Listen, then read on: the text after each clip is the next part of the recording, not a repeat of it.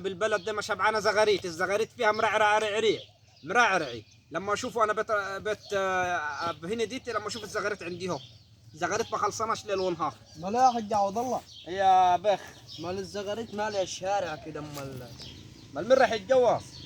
هيكون رمضان هيتجوز. ده رمضان دخل علينا سخن السنه دي، جاي متقوي، ربنا يستر، جاي بزعابيبه رمضان السنه دي. ما انا عايز اقول لك على حاجه يا حاج عوض الله. قول لي يا ابوي. مال العروسه لما تيجي تتجوز تاخد 15 16 عربيه.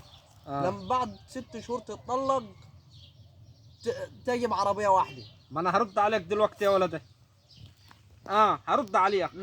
العفش طول ما قاعد في الشقه عمال يلعب رياضه، عمال يعمل رجيم لغايه ما يبتدي يخس لغايه ما يوصل للي هو فيه ديته. هو ده اللي شغال اليومين دول. ده الجنه. عربيه واحده يعني تبقى رايحه ب 15 عربيه. مسافه ال6 شهور دول عم ينشف. ولا كل شهر عم تنقص خشبه من الشقه ولا ايه؟ لا، عم يعمل رجيم اليومين دول الخشب عشان يخس.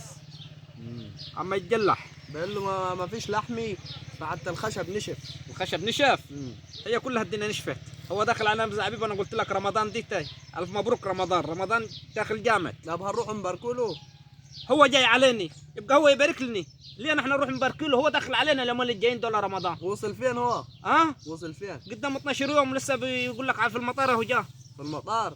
بابا نبعثوا له عربيه. فبدل ما نحن نبارك له خليه هو يجي يبارك لي. روح يا راجل، ما معكش الا لو قل سيب الناس الزغرت يا اخي، الناس تفرح يا اخي، سيب الناس تفرح يا اخي، ما تتعبش اعصابنا. اطلع روح اطلع، معكمش الا سيره الناس ولا عديت في الناس.